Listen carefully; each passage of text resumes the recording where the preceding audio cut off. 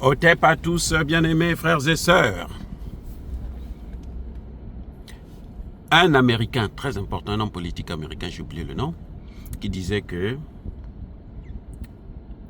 être l'ennemi des États-Unis d'Amérique, c'est fatal. Mais être l'ami des États-Unis, c'est dangereux.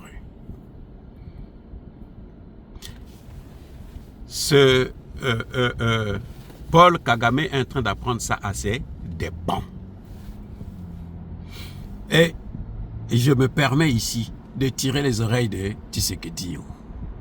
Tshisekedi, là où tu es arrivé là, si tu recules, on t'abat. Ça, c'était le principe d'un homme politique congolais qui disait à un ancien président qui a été d'ailleurs abattu, assassiné, le président Marien Ngouabi, on lui disait que, monsieur le président, nous sommes avec vous, nous vous suivons. Tu avances, nous on avance, tu t'arrêtes, on s'arrête. Mais si tu recules, on t'abat. Monsieur Tshisekedi, regarde ce qui est en train d'arriver à Kagame. Toi, ton problème, c'est si tu recules, on t'abat. Paul Kagame interdit de séjour aux États-Unis. On lui a refusé le visa pour venir assister à l'Assemblée, la séance unique qui se passe une fois par an à l'Assemblée générale de l'ONU. On lui a interdit le visa. Il croyait qu'il était au-dessus de tout. Il croyait qu'il avait trop de pouvoir parce qu'il était avec les Américains. Il a tué 18 millions de Congolais. Et il était toujours fier de menacer Tshisekedi. Et je veux rentrer à Kigali, à Goma. Je vais aller chercher les FDLR, qui n'existent d'ailleurs pas que de nom. Les premiers FDLR, les précédents FDLR, les jeunes, les plus jeunes qu'on avait arrêtés, on les a envoyés. Kagame les a recyclés, il les a renvoyés maintenant pour travailler pour lui en RDC. Et ils se sont encore fait attraper. Interdit de séjour. J'ai écouté un frère du Congo démocratique qui m'a rappelé une grande chanson d'une icône de la musique africaine et notamment congolaise, des deux Congos d'ailleurs, il n'y a pas deux. Hein. Franco, le grand Franco, il était au-dessus. C'est une chanson qu'on appelle intitulée Tailleur. Et il dit Olobaki tropo na esika yango bati yo pembeni lobali susu mama katandengo kataka lobali susu mama toko kaniye. Ça veut dire quoi? Ça veut dire que le chanteur est en train d'expliquer, hein? Franco est en train d'expliquer une situation d'un tailleur. Il a son entreprise, il coule les habits et tout. Il devenait maintenant trop arrogant, trop bouchard, trop vantard. Il dit, moi là, on ne peut pas m'enlever d'ici, je suis le grand tailleur. Personne ne peut me faire quoi que ce soit. Maintenant, un jour, ces propos vont arriver dans les oreilles du propriétaire de l'aiguille qu'il utilise pour la machine. Vous savez, la machine à coudre, là, s'il n'y a pas d'aiguille, elle ne sert à rien. Toute la machine là, ne sert à rien s'il n'y a pas d'aiguille. Le propriétaire de l'aiguille est venu prendre son aiguille.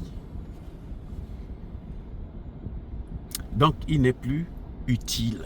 Il n'a plus du travail. Il est viré. Et maintenant, ceux qu'il m'a traité viennent dire oh, mais tu as trop parlé à cause de ce problème, de cet endroit-là, de ce travail-là. Maintenant, on t'a mis de côté. Parle encore. Insulte-nous comme tu nous insultais. Détruis-nous comme tu faisais. Maintenant, là, nous sommes au même pied d'égalité. Tokokani, ça veut dire que nous sommes au même pied d'égalité. Mais avec Tshisekedi, ils ne sont pas au même pied d'égalité. En fait, dans le cas de Tshisekedi et Kagame, là, Tshisekedi est au-dessus. Oui. Parce que ce sont les Américains qui se plient maintenant pour chercher à avoir les matières premières de Tshisekedi parce que Kagame a échoué. Il a beau tuer les gens pour eux, mais maintenant il a échoué. Il a lamentablement échoué. Et si Trump vient là, s'il trouve cette même situation que Biden a amené jusqu'à boire l'eau jusqu'à la lie, boire le vin jusqu'à la lie, et ce sera mauvais pour les démocrates parce qu'ils ont fait perdre aux États-Unis un grand marché, celui de la RDC. La Chine contrôle désormais 50% des ressources naturelles de la RDC. La Chine a signé des accords avec la RDC pour assurer sa sécurité. Parce qu'elle investit, il faut assurer la sécurité de ses investissements. Les Américains sont obligés de chercher maintenant à investir. Les Américains maintenant savent que militairement, la RDC peut s'en sortir. Parce que ce que je vais vous dire aussi, c'est que les Rwandais, en ce moment, ils sont en train de se faire massacrer. Je dis bien, hein, massacrer. Je vous avais déjà dit, hein, à un moment donné, Kagame envoyait des enfants de 14 ans, 15 ans, 16 ans. On leur donne des armes pour aller tuer des gens. Et ils se sont fait massacrer. Oui. Donc, on enlevait Kagame.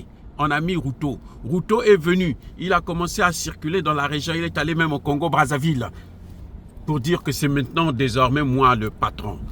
Quand il a quitté les États-Unis. Quand il a été investi du pouvoir diabolique. Et qu'est-ce qui s'est passé? Il est reparti chez lui. Il a failli perdre le pouvoir. Et lui-même, il ne sait plus où mettre la tête maintenant avec ce dossier du Congo. Monsieur Kagame interdit de séjour aux États-Unis. Les Américains ne lui donnaient pas le visa. On ne veut pas le voir ici à New York. Il n'a qu'à rester là-bas. Voilà ce qui est en train de se passer, les amis. Voilà ce qui est en train de se passer. Voilà ce qui s'est passé. Eh oui, les amis, c'est ça la situation globale. Bien-aimés frères et sœurs, je vous aime, je vous adore et on se parle à très bientôt. Soyez bénis, abondamment bénis.